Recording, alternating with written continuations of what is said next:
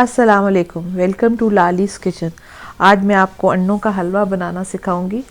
आप मेरी वीडियो को लाइक करें और चैनल को सब्सक्राइब करें ताकि मैं आपके लिए लाती रहूं मज़ेदार रेसिपीज़। रहमानिर्रहीम। आज मैं आपको अंडों का हलवा बनाना सिखाऊंगी, जिसके लिए हमें 8 अदद अंडे चाहिए। बेसन हमें चाहिए हाफ कप, 1.5 कप हमें चीनी चाहिए, 1.5 लीटर हमें उसके लिए 1.5 लीटर हमें दूध चाहिए, घी 1 प्याली, अगर देसी घी हो तो बहुत अच्छी बात है, इलायचियाँ 6 से 7 अदद, पिस्ता और बादाम अदद। अंडे ये तोड़ लें और हो सके तो देसी अंडे लें क्योंकि इनका अपना कलर होता है, या आप थोड़ा सा फूड कलर भी ऐड इसमें कर सकते हैं। इनको हल्का सा बीट कर लेंगे। अब हम इसके अंदर दूध शामिल करते हैं। ये हमारा 1.5 लीटर के करीब दूध है, ये हमने इसके अंदर शामिल कर दिया और इनको हमने अच्छी तरह मिक्स कर लेना है। इस मिक्सचर को आप अच्छी तरह मिक्स करके एक साइड पे हम भी रख देंगे। मिक्सचर हमारा रेडी हो चुका है, इसको हमने अच्छी तरह मिक्स कर लिया। अब हम इसको एक साइड पे कर देंगे, डाल लेते। और ये घी के अंदर ही हलवा अच्छा बनता है, इसमें तेल में ना बनाइएगा। और इसको हल्का मेल्ट कर लेते हैं। इलायची शामिल कर देंगे और इलायची को हम ज़रा सा कड़का लेंगे ताकि उसकी खुशबू आ जाए। एक चीज़ का आप ध्यान कीजिएगा, क्योंकि घी गर्म होगा, आप ये चूल्हे की आग बंद करके बेसन डालें या उसको चूल्हे से उतार के, बल्कि बेहतर है कि आप बेसन डालें ताकि बेसन हमारा सड़ ना जाए। अगर वो जल गया या उसमें जो महक, वो जली खुशबू आ गई, तो फिर वो मज़े का नहीं लगेगा। इलायची हमारी खुशबू देने लग गई। अब हम ये, मैं आपको दिखाती हूँ, हम आग बंद करके इसको चूल्हे से उतार के इसमें 1 कप बेसन डालेंगे। तो उतार लिया। अब हम इसमें 1 कप ये बेसन शामिल कर देंगे और इसको आप अच्छी तरह तेल के अंदर मिक्स कर लें। ये इस वजह से मैंने आपको कहा था कि घी गर्म होगा, तो आप इसको ऊपर चूल्हे पर रख के मत डालिएगा कि इसके सड़ने। अभी आप इसको अच्छी तरीके से बेसन के अंदर तेल के मिक्स कर लें।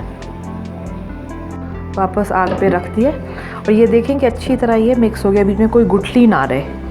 और हम अब इसको भून लेंगे जब तक बेसन की भुनने की खुशबू ना है, इसको आप तब तक भून लें, बेसन को भून लें। अब मैं आपको ये रंग का फ़र्क दिखाना चाह रही हूँ, ये कच्चा और ये भुने हुए बेसन का आपको फ़र्क पता चल जाए, ताकि ये 2 मिनट भूनने के बाद जब ये रंग हो जाए, तो अब इसके अंदर हम दूध वाला मिक्सचर जो है वो शामिल कर लेंगे। ज़रा एहतियात से कीजिएगा।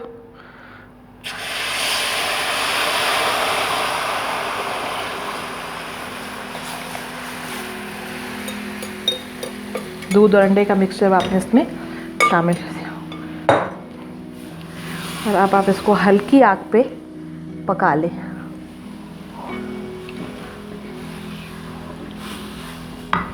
बेहतर है कि आप ये ले लीजिए और इसके से आप इसको अच्छी तरह मिक्स कर लें। अच्छी तरीके से आपने मिक्स कर लेना कि कोई गुठली ना रहे। बेसन में डालेंगे तब आपने आग बहुत हल्की कर लेनी है कि गुठली ना बने, और ये अच्छी तरीके से आप मिक्स कर लें। अब आप ये देखें कि ये मिक्स हो गया। अब आप फ्लेम थोड़ा सा तेज़ कर लेंगे और अब आप इसको पकाना है जब तक ये दूध खुश्क नहीं हो जाता। कि मिक्सचर थिक होता जा रहा है। अच्छा, अगर आप पहली दफ़ा बना रहे हैं तो प्लीज़ आप लो फ्लेम पे ये मिक्सचर डालेंगे और उसके बाद आपने बहुत हाई फ्लेम नहीं करना, मीडियम फ्लेम पे आप ये पकाएंगे ताकि आप इसको काबू कर सकें, आपके लिए मैनेज करना मुश्किल ना हो। अब ये देखें थिक होता आ रहा है हमारा मिक्सचर, ये आप देख सकते हैं। जब इस टेक्सचर पे हमारा मिक्सचर आ जाएगा तो हम इसमें चीनी शामिल करेंगे, जो है 1.5 कप।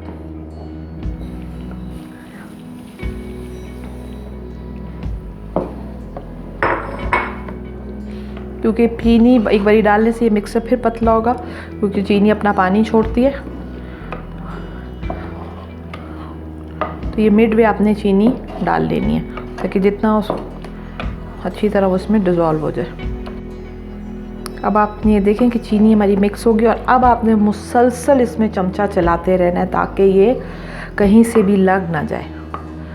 ये थोड़ी देर के लिए आपकी ज़रा ड्रिल होगी, इसको ज़रा आप तवज्जो से कीजिएगा और मीडियम फ्लेम पे आप इसको पकाएंगे ताकि आप इसको अच्छी तरह संभाल सकें। पूरा बबल कर रहा है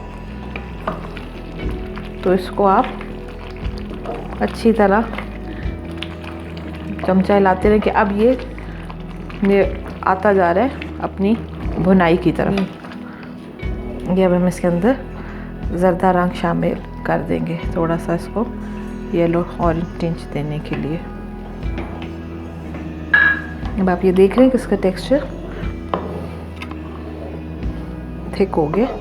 अब आपने यहाँ बहुत तवज्जो से उसको पकाना है कि ये लग ना जाए और मीडियम फ्लेम पे, मैं बार बार आपको बता रही हूँ मीडियम फ्लेम पे इसकी कुकिंग होगी। थिक हो गया।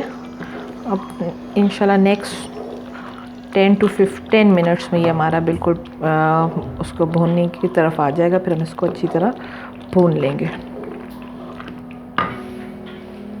कि हमारा मिक्सचर काफ़ी हद तक थिक हो गया है। और आप साइड से मैं आपको इसलिए दिखा रही हूँ कि आपको एक आइडिया होगा इसको, ताकि आपको उसको कुकिंग में आसानी हो।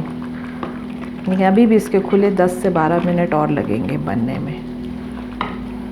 अब आप देखें कि टेक्सचर इसका थिक हो गया और आहिस्ता आहिस्ता इसमें से महक आना भी शुरू हो गई है। भुनाई अब भुनाई की तरफ जा रहा है।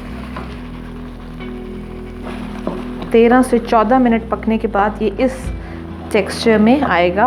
और ये 13 से 14 मिनट तब आपने काउंट करना शुरू करना है जब आप इसमें चीनी शामिल कर लेंगी। पहले का कुकिंग टाइम अलग है।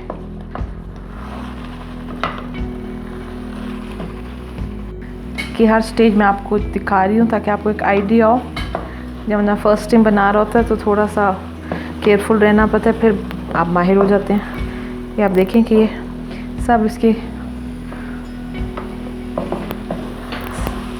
इस टेक्सचर का हो जाए तो अब आप फ्लेम इसका हाई कर लें और चमचा चलाने की स्पीड तेज़ कर लें ताकि अब इसके थोड़ी देर बाद ये अपना ऑयल छोड़ देगा, खुद छुटता आ रहा है यार। अब आप इसमें आधे बादाम डाल दीजिए और बाकी आधे गार्निश के लिए रख दें, जो हम पिस्तों के साथ इसकी गार्निश करेंगे। लेकिन क्योंकि फ्लेम हाई है तो प्लीज़ चमचा, ये देखिए, चमचा चलाने की स्पीड तेज़ रखिएगा।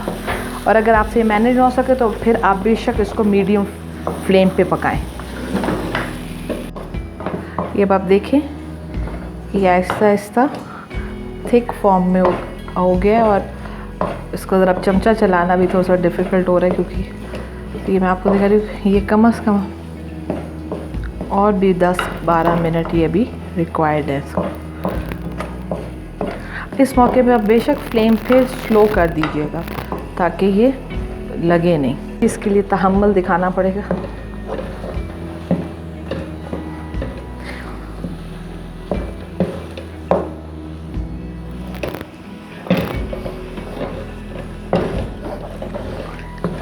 जब अब ये बकोता आ रहा है